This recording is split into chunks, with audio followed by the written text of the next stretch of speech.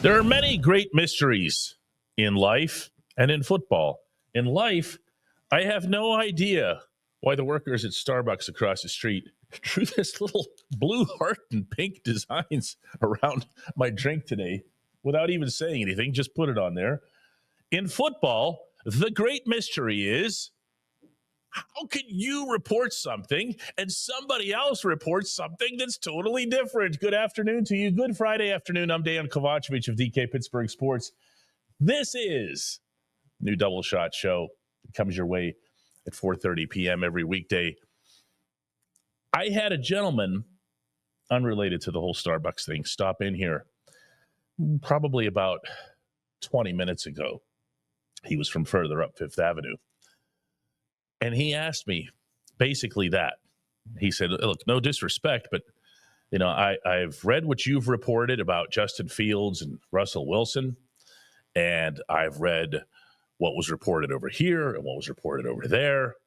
And not only do they not seem to line up, but they seem to be at complete cross purposes. To which I gave him the obligatory answer, and those of you who've been with me for a while will know this one. I don't read anything else. I don't have time to sit there and pour through social media and see what everybody's got or who's saying this or, oh, no, is somebody out there validating my report? I honestly don't care. We do, as I communicate to our staff all the time, we do our own work. Keep your eyes on your own paper, talk to your own sources, report what it is that you know. Okay, so my information, for anybody who doesn't know this, and this was reported on this program, on my morning podcasts, in written form, everywhere that I had a portal, it was reported that the Steelers, according to my sources, do not want Russell Wilson back, and they very much do want Fields back. In that order, meaning that's how they feel about this. First and foremost, they don't want Russ back. Secondly, but not necessarily way down the list, they do want Justin back. Now, how can that happen when, again, you know, somebody over here or this person over there says this or says that? First off, big industry. Lots of different voices. Some of them are actual professional reporters. Some of them are not. Some of them pretend. Some of them pose.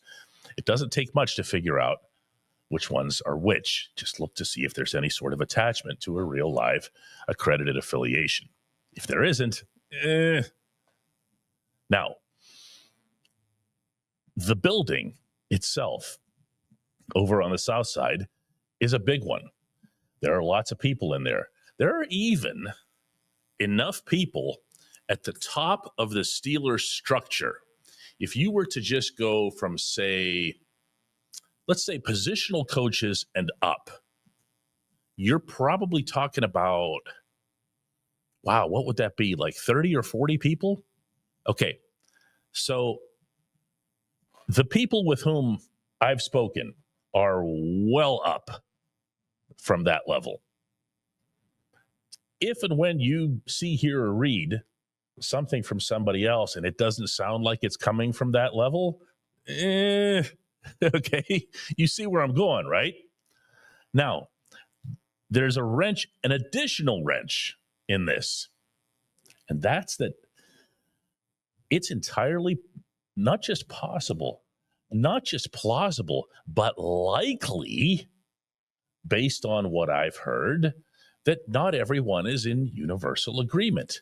And that kind of makes sense because very rarely do you have that number of people in universal agreement. And you'll also recall that it came right from Mike Tomlin's mouth whenever he made the quarterback change after week 6, that he himself was, what was the term he used? The Lone Ranger. That was it. He was the Lone Ranger, that everybody was against him, that everybody else wanted to stick with Justin. He wanted to go to Russ. Now, you tell me why or how that specific scenario would change. You can say, oh, well, look, maybe they lost their last 5 games. Russ, was holding on to the ball too long. Russ was getting sacked all the time. Russ was, unable to put the kind of zip on his passes that he needed to. You could say all of that, but you're also dealing with maybe the most stubborn coach in any sport anywhere. It is legitimately important to Tomlin that he is right. We have witnessed on countless occasions where he will actually prioritize being right over winning the football game. So it's not like we're going, some kind of big reach here as to what might be happening. Now, I can tell you unequivocally that my source or sources or however it is that you'd want to word it, and it's more than one, is not Tomlin. It's not Tomlin. Tomlin is not that guy. Tomlin leaks stuff directly to Jay Glazer, his buddy, and that's it as far as he goes with reporters. Okay, and that's just because he's known Glazer his whole life. That's it. So what's actually happening? You figure it out. When we come back, I'm going to be joined by Chris Halleck out in Indianapolis. At DK Pittsburgh Sports, we take pride in coverage that connects our city's fans to their favorite teams. Now, that connection's stronger than ever. Introducing our all-new state-of-the-art app. Find expert inside reporting and original podcasts. Check live box scores. Track the latest stats. Chat it up with our community of thousands of fans, all in one place. The new app from DK Pittsburgh Sports.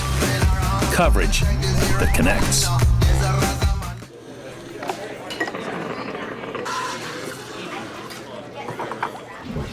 Joined now one last time from Indianapolis by Chris Halleck out there at the Indiana Convention Center.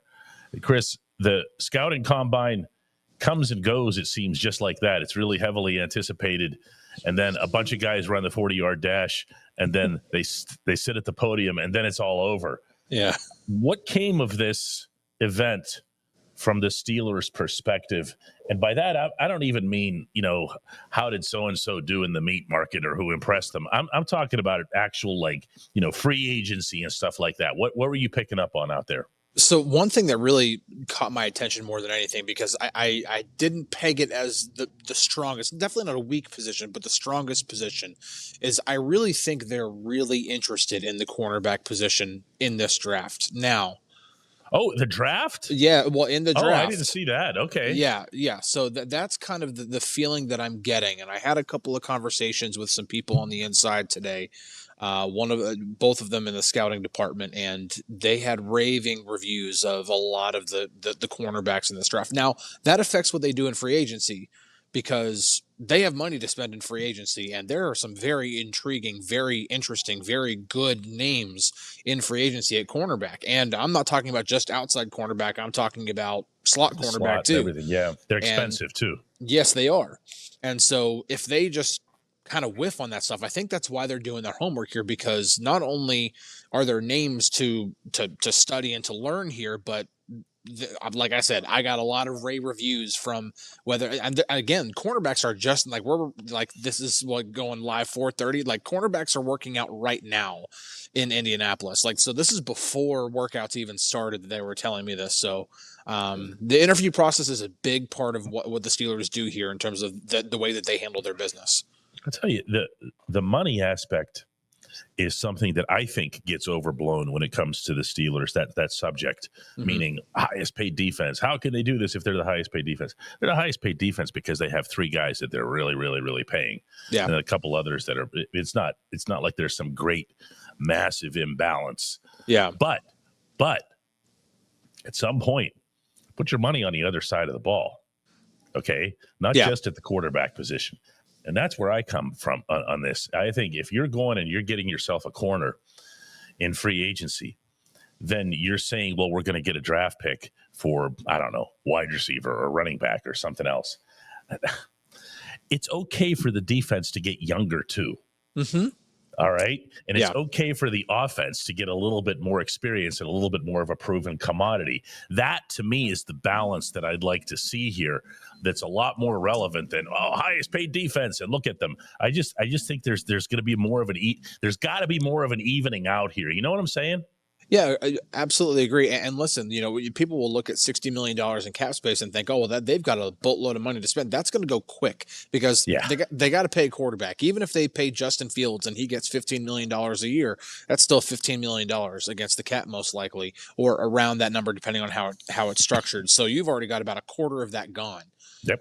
Immediately. And again, that's just because it's $60 million does not mean they have $60 million to spend, because you gotta reserve about $10 million of that, because you still got to sign draft picks and you still have to leave some wiggle room to go into the season with when every dollar is accounted for. And you can't just ride up against the cap by about $1 million or $2 million, because players get hurt. You got to bring guys in from the outside, and like I said, every dollar is accounted for. So you can't just spend $60 million this offseason. And obviously you can do other things too to create more space. But I definitely see what you're saying, though, in especially when you look at trends around the league. Look at what the Eagles just did. They drafted Quinyon Mitchell and Cooper DeJean, and both, like two of them, like two rookies, helped them win because they took that secondary from being a good secondary to a great secondary. Yeah, I mean, I would say they did a lot of helping in that regard, those guys, and what they were able to pull off. And I think that's one of the things, since you brought up corner and we're talking about youth versus experience, the guy who probably deserves like a real deep digging in terms of how he performed this past season is Corey Trice. Because I know everybody's excited about him. I know there are good reasons for that. I know he's got the character covered and all that other stuff. He's got the size. He's got the athleticism. He's got the physicality. How did he actually do? Why is it that his name never seems to come up in this particular dialogue? We're talking about, okay, well, you got Joey Porter on one side, and you're losing Dante Jackson, so you got to go get a corner. Why can't it be Trice? Or why can't Trice at least be in that mix, a real mix? Well, I think the main reason why you can't just bank on him to be your CB2 right now is because he missed all of his rookie year with an injury, and then he missed a lot of this past year with multiple injuries. And that's just a real factor. You have like the best availability, ability is availability. Like you have to be able to be available to play. No, that's fair. And so, if he's not available, and all of a sudden now you're dipping into real depth, and if the Steelers don't somehow get that depth, they're legitimately screwed. Like you're better off bringing Dante Jackson back. And so Corey Trice right now, what you want to see out of him, and it's one of the reasons why he fell all the way to the 7th round, because he graded as a mid-round guy, but it was the injury history that was a major concern. That's why he fell to the 7th round, and those concerns proved to be true, because that's exactly what's happened as he's been a pro. So if he's your CB3 and you've got a legitimate CB2, whether it be a guy you draft in the 1st or 2nd round, or whether they go into free agency and sign Charvarius Ward or somebody like that, where they're going to pay some money, whatever it is, if Corey Trice is your CB3, you feel really good about that, because he can still get some snaps, he can still play, but you're not banking on him to, like, okay, we need you to be available every single game like you would if he were a CB2. Final impression here, Chris. You're leaving Indianapolis. You have the figurative gun to your head here. The Steelers are picking at number 20. Oh, man. You didn't know this was coming. Let's do it. Come on. It's going to be a defensive lineman. It is. So right now, if like, okay, like figurative gun to my head, I'm going to say Derek Harmon out of Oregon. Okay. Okay. So that's not what I thought you'd say. No. So I think they like Kenneth Grant more from Michigan. That's who I thought you would say. But I think he's going to be gone. I think come Michigan's pro day, he's going to test so freaky. They're going to see him run like some sort of like 4.8 something 40. Well, and for anybody who doesn't know, Grant did not participate at the Combine, but the Michigan Pro Day is coming up, and March 18, I believe, is the date. March 21, yeah. March 21, yeah. And he'll be out there showing stuff for everybody, and you can bet the Steelers will be fully represented. Oh yeah, absolutely. I mean, Mike Tomlin, especially when you talk about those big schools like in the Big Ten or the SEC, Mike Tomlin, Omar Khan, it's going to be multiple key guys that are going to be there. But Derek Harmon, like I don't just say this because he's testing like and measuring to almost like if you were to clone Cam Hayward, that's what he's coming out to be. He's almost the same height. He's almost the same weight. He's got almost the same length in arms and size in hands. And the 40s were 0.03 apart. You know, like they're that close. And he likes to model his game after the way Cam plays. He's like, he worships him. Yeah, it's like if I want to watch watch film on how to stop the run. Yeah.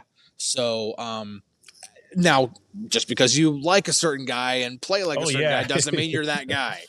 If it was that easy, everybody would just put up a Cam poster on their wall. I appreciate everything we've gotten from you this week out in Indianapolis, Chris. When we come back, J1Q.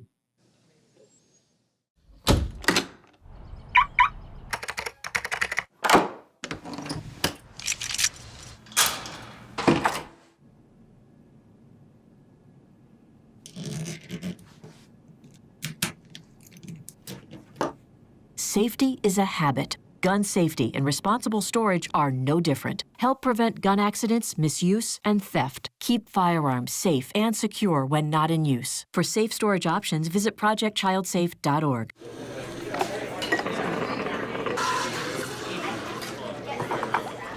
Time now for today's J1Q. That stands for Just One Question, and it's Friday, so we're heading out to our Lancaster, Pennsylvania bureau. DK, the PEF is back with another question, and there's a lot of chatter online, kind of like dogs barking. Russell Wilson, Justin Fields, so many conflicting reports, and apparently Omar Khan and Mike Tomlin might even be disagreeing.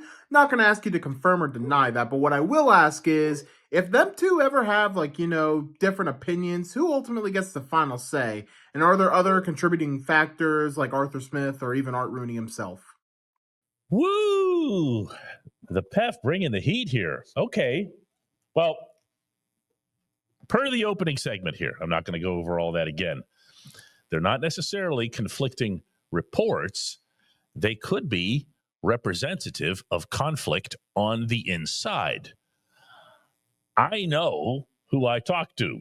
I trust them to share what they feel and to do so honestly. But if they don't have the final say in this, So what you have here, overall, the PEF, we almost have to start taking this thing and making it a little bit hypothetical. Okay, let's do that. Let's say that it is Mike Tomlin over here, the Lone Ranger, and I don't know, pretty much everybody else in football operations over here. Okay, it's based on the people that I've talked to, football operations is very much behind Fields, with the possible exception or my lack of knowledge of the head coach being part of that. Okay. In that case, to your scenario, the one person who can break the tie, the one person who can walk into the Senate like the vice president and pound that gavel when it's 50-50 is Art Rooney. That's it. That's it. It's Art Rooney. Period.